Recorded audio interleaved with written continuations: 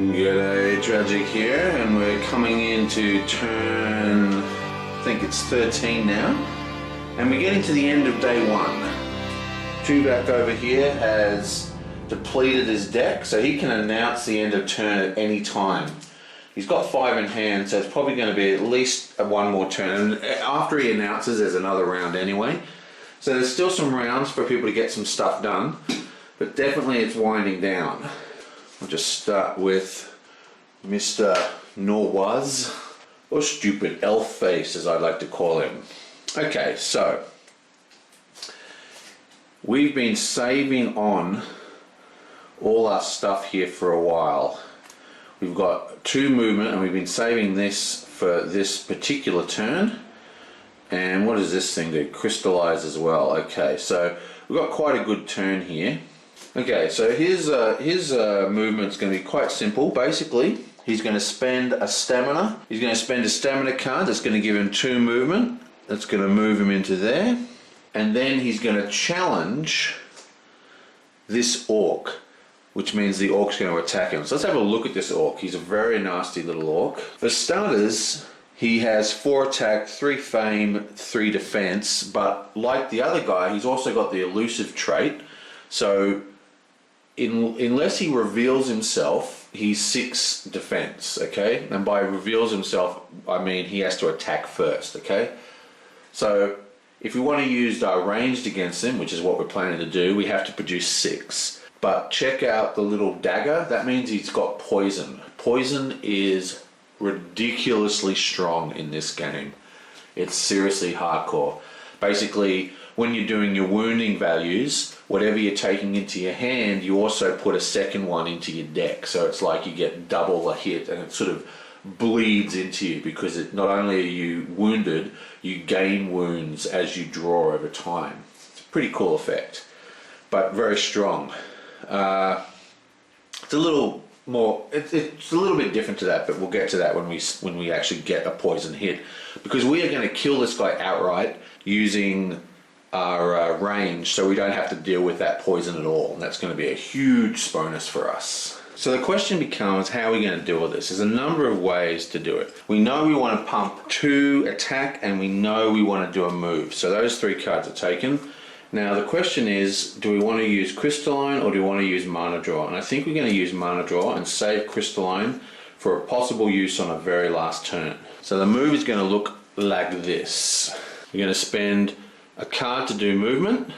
That gives us 2 movement. And we go 1, 2 into there. And then for our action, we are we're challenging this guy. Okay? That means we can attack him from there. And as we discussed, we need to produce 6 ranged. So the first thing we're going to do is cast Mana Draw. So we just nab the white. And then we're just going to place the cube there to activate the second ability. And in the second ability is we take a mana cube of some sort. I think what we're going to do is take the green, because they're very useful. And watcha green. And we're going to set that to white, and that gains us 2 mana tokens.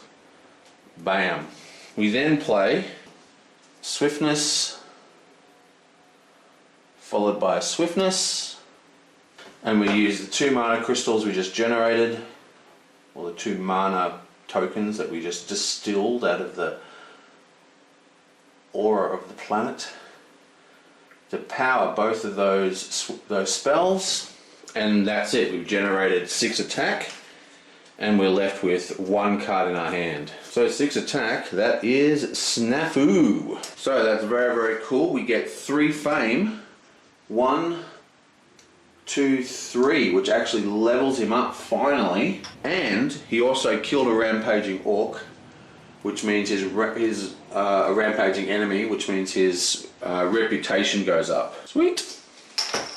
I might just stick these in the shade. I've actually got that box there. I might put it like this. Basically, the sunlight comes through the edge of that window, and it's actually faded really badly some of my games that have been in the direct sunlight.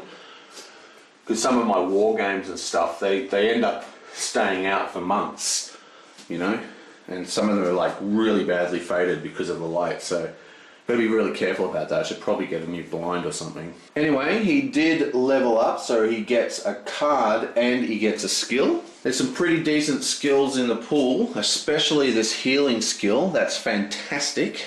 And I do like this draw 2 card skills as well. But first, we get to pick the top 2 and see what he gets. Okay, so the one with the big shield is Bonds of Loyalty. When you gain this skill, add 2 regular units to the unit offer. Put this skill in your unit area as a command token. It costs 5 less influence, so a minimum of 0, to recruit a unit under this command token.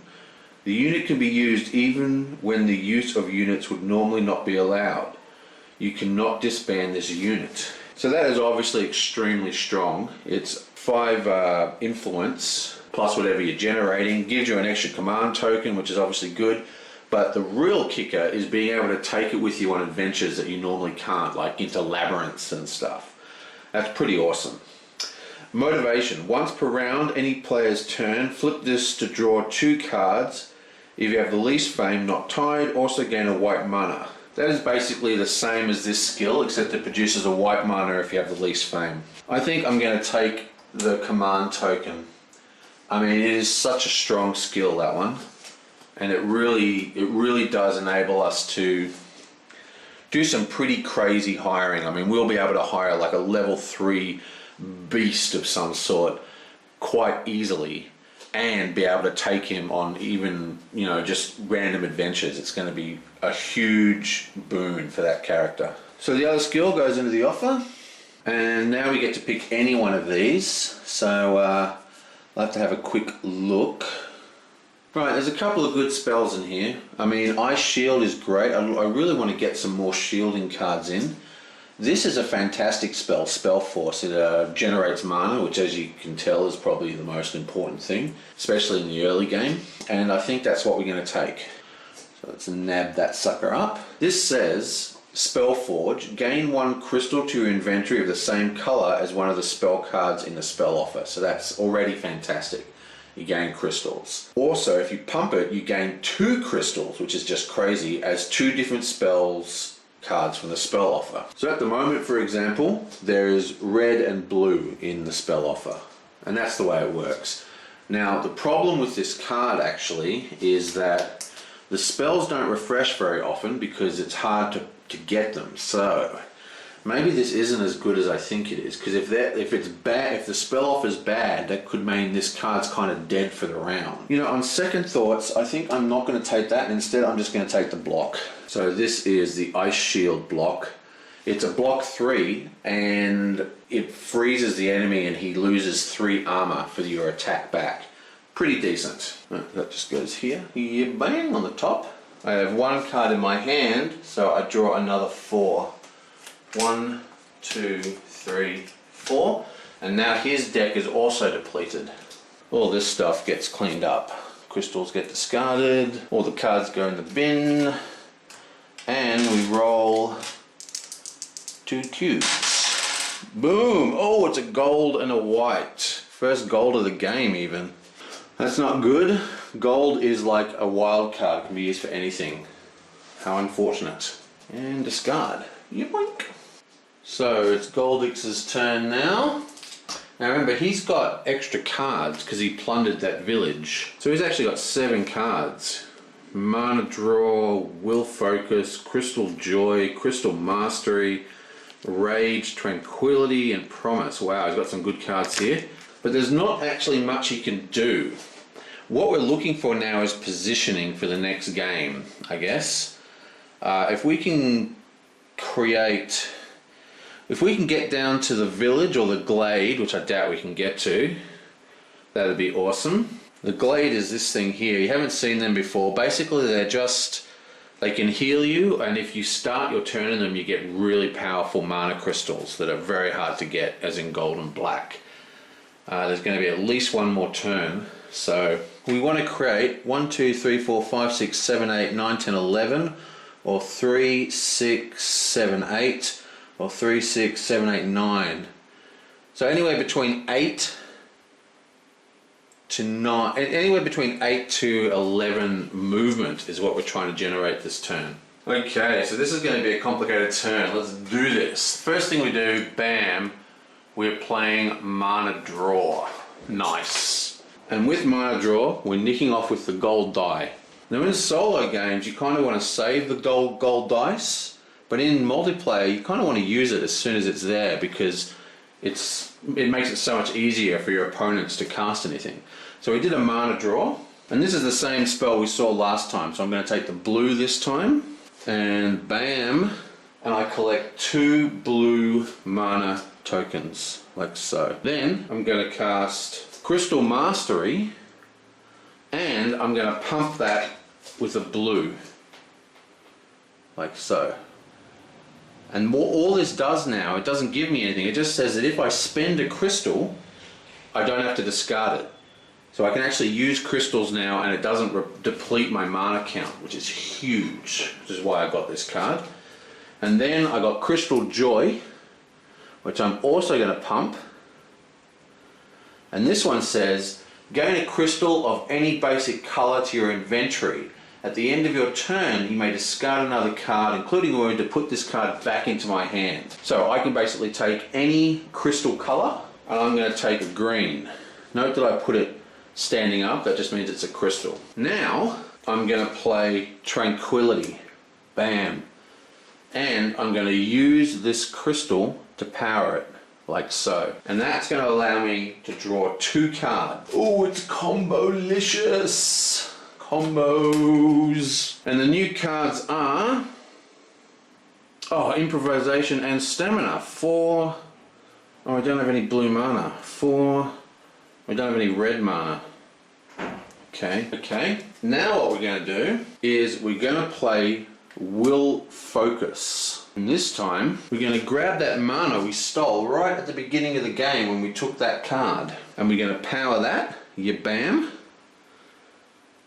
And this one says, when you play another action card with it, get the stronger effect of that card for free. If it gives you move, influence, or block, or any type of attack, gain that amount plus 3. So that's huge, as you can imagine.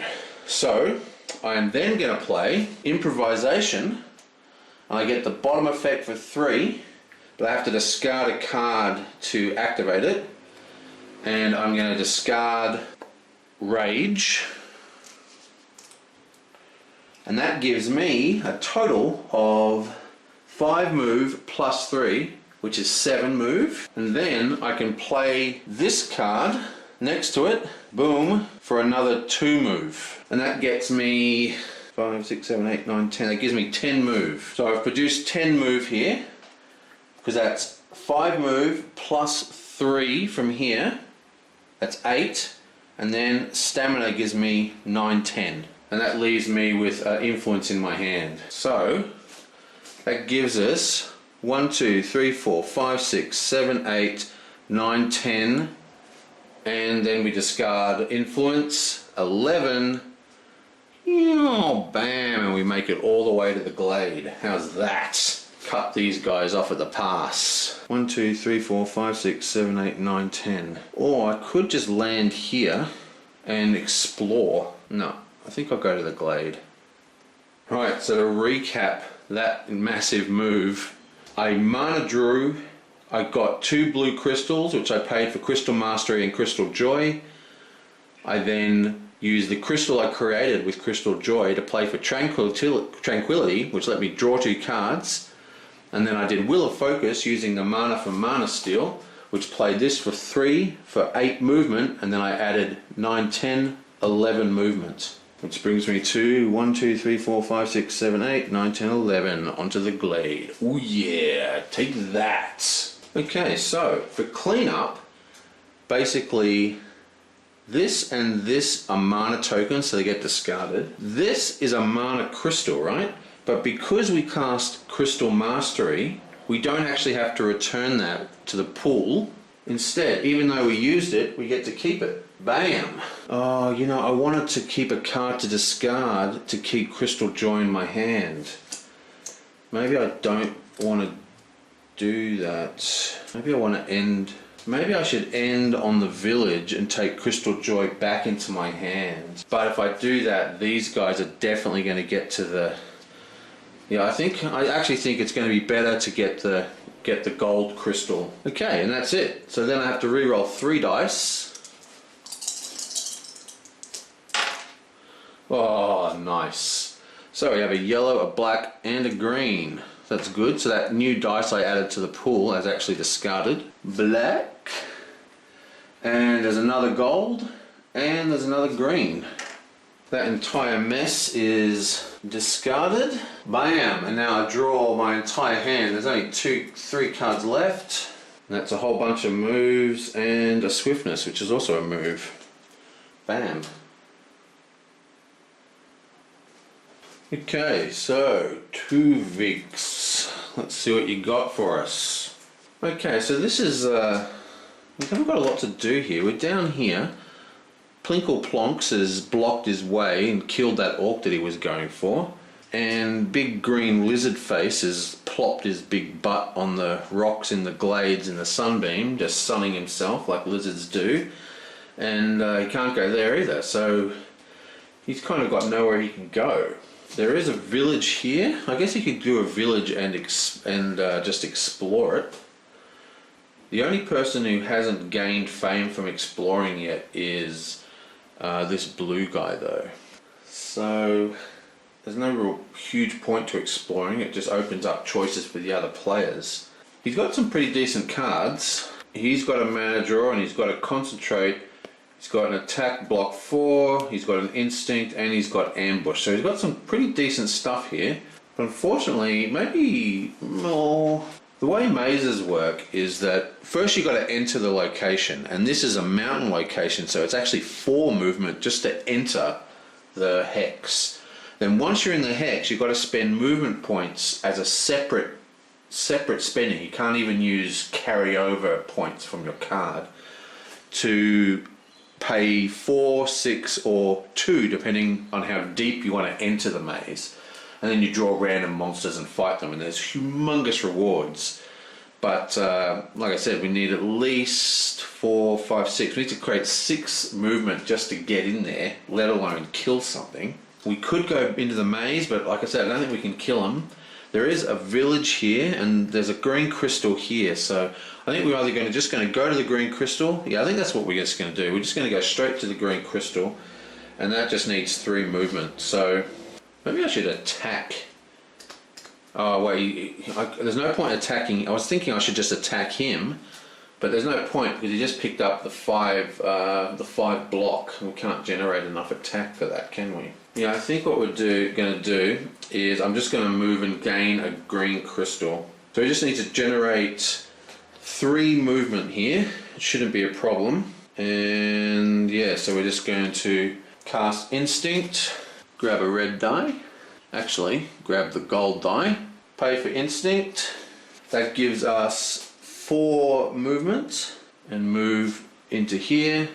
And we're just going to end our turn, gain a green crystal. And he might even announce the end of turn next round. Okay, let's roll the white. Discard, and there's nothing to draw because I've got no cards to draw. He might announce the end of turn next turn. Or he might just sit on that mine and just mine until all the other players stop playing. One of the 2. And now it is the sorceress's turn, and she's like in the middle of nowhere. She's actually in the desert up here. She is in a mage tower, but it's like 5 points to move through there. So she can't go into there. There's no way we can fight that. This is impassable. So the only real place for her to go is to the village or to the crystal mine, which is probably the best place for her. So that's 5, 6, 7, 8 movement to get to there, or 5, 6, 7 movement to get to there. The only good thing about her position is that she's miles away from all the other characters. And I mean, it hasn't happened yet, but they're going to start butting heads pretty soon. Once they have got enough power to defend and attack, you don't want to be near the other players. In fact, if I was this guy with like 3 cards in my hand, I'd be very, very worried about what this guy's going to do next turn. But since we're already in the middle of nowhere up here, and we're in a mage tower, I think we're just going to buy another spell. Why the hell not? It needs 7 influence, I think, to do that. So let's check out what's in her card pool. I mean, she put some pretty heavy effort into taking that Mage Tower, so before we leave it, I think it might be good to actually just milk it for spells. And remember, when she moves out of here, when it's nighttime, because it's easier to cross deserts at night, these actually become 3 movement instead of 5. So it could be, you know, just all around, I think it's a pretty decent idea for her to try and, I mean, she's put so much, it was such an investment to take that tower. Why don't we use it for something? Now her cards, she's got a Tranquility, she's got a Concentration, she's got an Improvisation, awesome. And she's got a Promise, awesome. Okay, so she's got all sorts of good stuff here. Okay, you've got a couple of cards she hasn't drawn yet. She's the only player who has a draw deck. And I think that's what she's gonna do, guys. Okay, buying spells is actually pretty difficult. Basically, what you need to do, you need to pay the mana color as well as the influence cost. So there's 3 spells in the thing here. I think I've already read them out. We have Mana Meltdown, we have the Mana Claim, and we have the Burning Shield.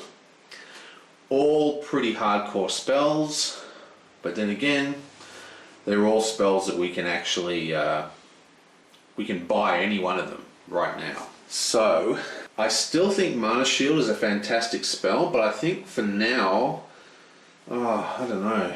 Well, I think we're going to take Mana Claim here, which is a very, very strong one.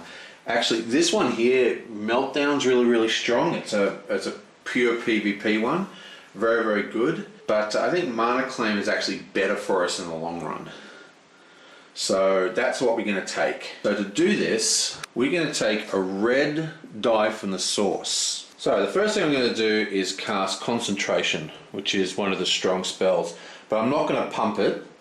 Remember, I took a red dice, and that just gains me a token. And I'm going to gain a red token. Okay? Then I'm going to play Improvisation, and I'm going to use that red token to power it, and as part of its cost I have to discard a card, and I'm going to discard Tranquility here. Yoink! That's 5 influence, and then I'm just going to play Promise for another 2, that's 7 influence. And we're going to buy Mana Calm, and we're going to pay for that with a red mana, even though it's blue, okay? Because we have this awesome skill which allows us once a turn to use the polar opposite mana type. So in this case, blue is the opposite of red, so we actually are paying a blue mana. So that's actually a blue, and bam, claim. That gets placed on a deck, and she's so powerful. She's got 2 actions, she's got 2 spells going on. She's doing really well if she can just get out of being in the middle of nowhere. Okay, so she's got 1 card left over, and she draws all 3. These cards, this is all discarded. Yep. And now I just re-roll that red die, get another red. Oh, you know what I forgot to do is refresh both of these offers. Yoink. So that gets refreshed from ages ago. I think that was first turn that happened. And the spell offer gets refreshed. Okay. Spells are awesome. Okay, well that is the end of the turn. And I think we're going to call it, the day's either going to end next turn or the turn afterwards, but it's almost the end of the first day. And I will see you guys next time.